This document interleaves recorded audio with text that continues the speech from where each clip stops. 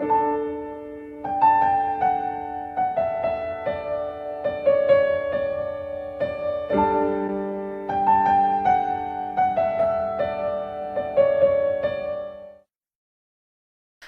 ladies and gentlemen, my name is Dan, the voice behind that kind of Dan, and welcome to my reaction to the RWBY Volume 8 trailer. Oh boy, it's that time folks. We got one last little tease before a new volume begins. Just completely out of nowhere last night, the RWBY Twitter page put out this tweet that you'll see on screen, teasing that we would get a trailer today. And lo and behold, here we go. From IGN, we got the trailer that's about a minute long. And I don't know what to expect. I mean, I kind of do, because going off past volume trailers, they tend to focus mostly on the initial couple of episodes, like maybe the first 3. For example, volume 6, we got nothing from the Lost Fable or any shots of Argus or Brunswick Farms in that trailer. So if it's following the trend there and in the past trailers, it's just gonna be stuff from maybe the first 3 episodes, which should be fine enough. We got a lot of that, I imagine, in the previous teasers as well. And yeah, I don't know what to expect. I just know with Salem around, there's probably going to be a lot of shots here that inspire dread.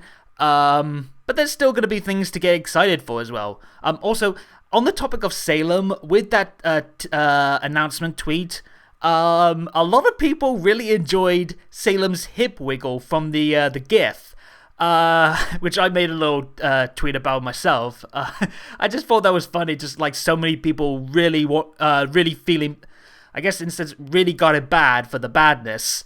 Or I guess in another way, Ozpin may lie, but those hips don't. But yeah, that was just a little bit of fun I had last night with this. But yeah, I'm rambling at this point. Yeah, this is a reaction / breakdown. So I'm gonna record my reaction here for watching the trailer for the first time, and then after watching this by myself without recording, just to immerse myself fully in it, we'll cut to later on where I start to break down everything, share out some speculations, what I think is happening in each of the shots, and what have you. So yeah, be sure to stay tuned at the end of this reaction. But here we go. Let's see what is the last little tease before Volume 8 comes around next month. Alright, scratch that, we're starting over just again because I got interrupted just as I was about to start the trailer. So, okay, now's the count. Count it down with me. 3, 2, 1. This game is not yours to win. Hey, Richard. Ooh, there's that gif from the tweet. All you need concern yourself with is your ability That's an old to shot. act when I tell you to. Clover's emblem. Cinder. Without you, I am nothing. Ooh. Atlas is only Salem's There's a little target. dissension going on there in the Rex. Whoa! Hello, we got a lot of quick shots here. People here who need us. Tyrion, what? Fine! We saw his weapon there! Let's go for both. Oh boy, oh boy, oh boy. Evacuate now. A lot of this is reuse stuff. Nora looks like she's about to strike something. Cinder again? Whoa, god, that went by quick. Oh, whoa! Ugh, that is gross, that is gross. No, no, no. I have questions for you. This is what we've heard before. And then, yeah, the blind beast. Show me how. Oh boy. November 7th. Bring him to me. Oh, Oscar, look out. I think that, yep, that's confirmation that she is indeed looking for Oscar. It was like believed to be this the case of the last time setting up the Salem wanted someone to be brought to her to awaken Jin, and we also saw Oscar getting dragged away, as we saw in this trailer as well, by a Grimm. But yeah, that's confirmation. She wants Ozpin, or Oscar in a sense as well, brought to her. That is concerning. But yeah, a lot of stuff in this. This went by pretty quick, but there's a lot of stuff I'm going to have fun breaking down. We got a lot of Cinder in this as well. We saw Tyrion. That's concerning. It's always concerning with Tyrion. And there's a lot of talk in there that is very interesting, I think, of the future for the relationship between Salem and Cinder. So I'm gonna have a few more rewatches by myself now, but this was a really good trailer. It's more or less like an extended version of the teaser trailer that we had recently, but I'd much rather have an extended teaser versus a trailer full of all kinds of stuff that is bound to be spoilers. Just leave it for us to enjoy in the episodes, not spoil it in a trailer. But yeah, I'm gonna cut now to later on, and here's the breakdown. Alright, Animated Dan here, let's start breaking down this bad boy. So we start off with kind of a classic shot at this point of Richard the Whale up in the darkness and being all menacing and ready to gobble up someone, I'm sure. And in the next shot, we see the image that we saw in the announcement tweet of Salem walking towards us, and again, that hip wiggle though. But this is also a new shot of what looks, again, like I've talked about in the past, to be the mouth of the Grim, judging by the teeth-like spikes around the edges of this podium, which looks to be the podium that we saw in the last teaser with that chair that Salem was sat on. And in the background, it looks like this is a shot of Amity in the background, or no, I think it's a shot of Atlas, sorry. So yeah, Salem's got the best seat in the house to look at all the panic and chaos as she waits for Ozpin to arrive. More on that in a bit. Cut to the first of many reused shots from the last teaser trailer, this being Yang running through the streets of Mantle. But this new shot of Crow holding, unfortunately, the blood-stained emblem of Clover is a new shot, and it's the only shot of Crow that we get. I'm safe to assume that he and Robin are kept in some prison, and hopefully we'll see him very early on in the volume, because I know a lot of people are worried about not just where Crow and Robin are, but also Crow's mental state, how he's handling things like so soon after Clover's death. I'm sure Ironwood's going to want to question him as well, which is going to lead to a lot of tense discussions, I'm sure. And then we move on to Cinder. Now, again, much of this is very familiar to the teaser trailer that we had recently, but the dialogue going over this is Salem talking about this is not her game to win, this is Salem's. The her that she's referring to being Cinder, it seems. And Cinder basically replies that without Salem, she is nothing. So this seems to suggest that these two are going to be talking to each other about what they plan to do next. Cinder, no doubt, still wants to go and kill RWBY, but Salem, for whatever reason, of course, doesn't want to have RWBY killed, so there's a conflict of interest there. More than likely, Cinder lashes out, or at least chastises Salem for getting in the way of what she wants, but Salem's not having any of it. She is making sure that Cinder knows her place, that this is her plans, her schemes, and that the only thing that she needs to worry about is being useful, remaining useful, especially after failing in the past. She's only just now brought the relic that she was supposed to get from Haven. So it looks like there's gonna be some tension between these two, which I'm actually all for, because I hope that this could lead to some insight finally on Cinder's past, as we get to maybe learn what brought these two together in the first place, why Cinder wants power and why she's willing to make these kind of deals to get it. And again, if she's wanting to kill RWBY while Salem doesn't want her dead, could we possibly see Cinder try to betray Salem? Maybe she tries to use the Relic of Knowledge herself and gain some wisdom that can help her achieve her goals. Food for thought, but it's something that I'm definitely interested in seeing. This is the most interested I've been in Cinder as of late for a long time now, after how Volume 7 ended with a lot of her quotes in the midst of the fight with Penny and Winter. And it looks like things are continuing on with Cinder kind of caught in a crossroads of what she wants to do. Does she want to remain loyal to Salem, or is her lust for power and her own motivations going to cause her to strike out. Next up, we have a new location, which it's kind of hard to make out exactly given all the snow covering the buildings and whatnot, but I want to say this is a mining community, maybe like a living area for the dust miners, if they're not living in Mantle. And this looks to be the current home base for our heroes, as we next see RWBY keeping quiet behind some, I guess, like fans or something like that, looking up at Amity, the Amity Communications Tower. We know that, based on preview clips seen earlier on, that one of the plans is to bring the people of Mantle to the hole that Atlas left after it was raised into the sky, which assumingly is also where all the mining goes on.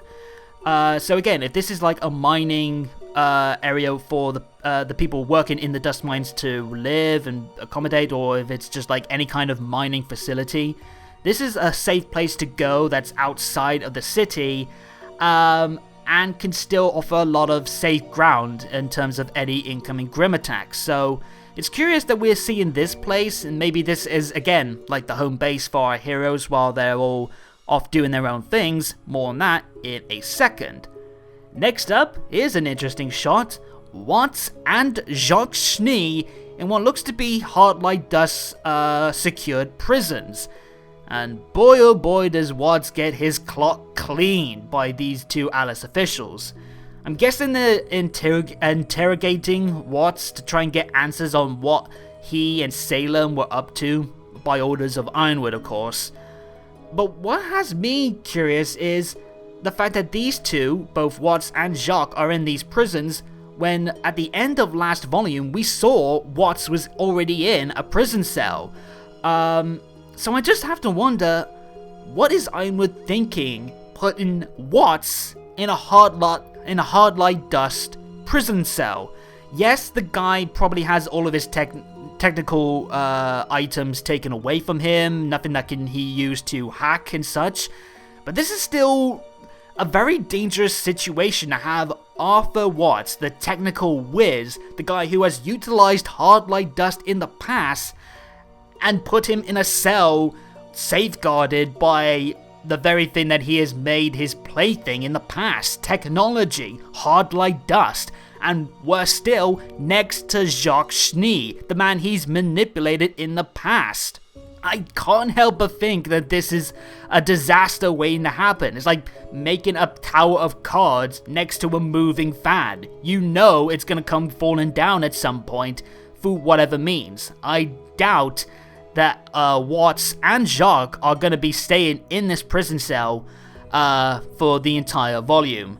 Maybe, again, Watts finds some way to hack through the technology and break himself and maybe Jacques Schnee free if he wants to utilize him some more.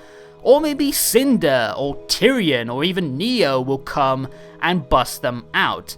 But on the topic of Jacques Schnee, I'm wondering what his future is. Is he going to be kept in these prison cells? Are we just going to be seeing him to be mocked and ridiculed while everything else is going on around him, or the chaos? Maybe we'll see Whitley come in and break him out. That could be interesting. Whitley is so loyal to his father still, and doesn't want the family being divided, that he's willing to sneak in and break his father out, and in turn, that could give Watts his out as well. There's a lot of options for how either of these two could break out, but again, the fact that Ironwood decided to put Watts in a technological prison just seems to be like it's a mistake waiting to happen, and could also be a sign of the general's mental state probably not being the best right now. Speaking of action, we have two shots in this trailer of Nora sparking up Magenhild. Looks like she's causing some major damage to some locked gate, possibly as a way to try and break through and get into wherever they need to go to try and get Amity Communications Tower up and running, because that is the game plan that's being discussed through this trailer. Again, though a lot of this is stuff that we've seen and heard before in the past trailers, this time we hear that, okay, we got Ren saying we need to start thinking about the people outside of Mantle. They need to be warned as well. And then we have Nora saying that the people of Mantle still need protecting. So Jean, he's chiming in for the first time with this trailer, saying, why not do both? We can protect the people of Mantle by evacuating them to the safe place that we found in the mining area, while another group, this group that has Nora, and later on we see Blake, Weiss, Penny, and RWBY, go to find some way to activate the Amity Communications Tower to alert the other kingdoms. Smart planning there. So yeah, that's all I can get out of the Nora stuff. It's more than likely she's just going to be causing mayhem, and I don't think that's going to be the last of the fighting that she's going to be seeing in this Atlas facility. As later on, we get a shot of Vine and his shuriken. Guys, he looks to be finally using the damn thing. Yeah, we didn't see Vine use his weapon at all. And it just looks like a traditional shuriken, though I'm wondering if there's like dust in that little blue circle area in the center of it. So maybe he can use dust alongside it. But either way, he's causing quite a tornado storm as well. And it's interesting that he looks to be diving into the action when in the past times we've seen him fight, he seems to be better off fighting from range, using his semblance arms to stretch out and get in close for him without himself having to do so. So maybe now that after the defeat against Team RWBY and with Ironwood stomping down on these guys to make sure that they win next time, he has to take out all the measures possible, including getting up close and personal with his shurikens. Oh yeah, here's another thing I forgot to mention earlier. Tyrion! We finally see him! I've said in the past, I think in the RWBY Tubers panel that I was a part of on Murder of Birds channel, go check that out by the way, that one of the things that scared me the most is we had no idea where Tyrion had gone off to after the fight with Crow and Clover. Well, here he is, and he looks to be inside the whale, more than likely heading to Salem to get his next plans. And I'm very eager to see if he's going to have another confrontation with Cinder, because those two don't have a lot of love to share between them. And you could probably imagine that Tyrion would have a lot of fun mocking Cinder for once again getting blasted by RWBY. We get another shot of Yang, Jean, and Ren on their speeders chasing after Oscar after he's been pinched by the Grimm that's trying to bring him to Salem.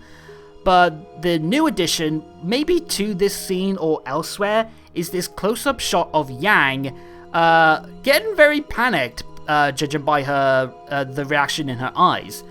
This could be about anything. She could be feared. She could be shocked or surprised about something happened to one of the others, or maybe this is shortly after seeing Oscar get grim-napped. Because Oscar was riding on Yang's hoverbike when we've seen them in the past. This could be something to do later on, we have no idea, but suffice to say, Yang Fangs, be concerned. After that, the majority of the stuff is, again, some familiar scenes that we've seen, but one other new addition is another shot of Cinder, again, most likely on the Grim Whale, overlooking Atlas. Few things there. I wonder if this is going to be a time where she starts to think, what am I going to do? Am I going to side with Salem and stay loyal, or am I going to act of my own accords? This could be the point where she starts to think, I need to act on my own again. This could also be a period where she reflects on what brought her to this situation, thus maybe giving us a Cinder flashback. Come on, cross my fingers for some Cinder insight, finally. And one other thing of note is this weird, it's almost looks like a grim octopus upside down, these red tentacle-like things. I have no idea what this is. It could be like something on the whale Grim that we can just see because we're inside its mouth, or if it's some kind of pipes, red pipes for a mining area off in the distance. I have no idea, but it's just such a weird oddity in this shot while everything else we're familiar with. Oh, I'm recording this after the fact as I just had another shot as I was going through the images one more time. But if you have heard of Jeremy Noir's little theory about maybe Cinder being a bastard child of Jacques through some affair on the outside, and thus Cinder as someone who could have been born into riches and high class but wasn't, and she's wanting power ever since. If you are a fan of that theory, which is a really good theory, go check Jeremy out and ask for more details. I can't help but think that it's curious that we have a bad guy villain who could be broken out by Cinder in a prison next to Jacques Schnee. If that theory could ring true, if we see Cinder react in some way to Jacques, oh boy, that could get interesting there in that interaction. Again, this could be a big volume for Cinder as we finally get some insight on her past. And then, towards the end, we have a very gross shot of what could be a birthing pod for that blind Grimm that sniffs out the relic to hunt down Oscar, or it could be the inside of his mouth opening up, but it's really gross. We also see like a blood pattern of, I want to see like that Salem's emblem from this point of view.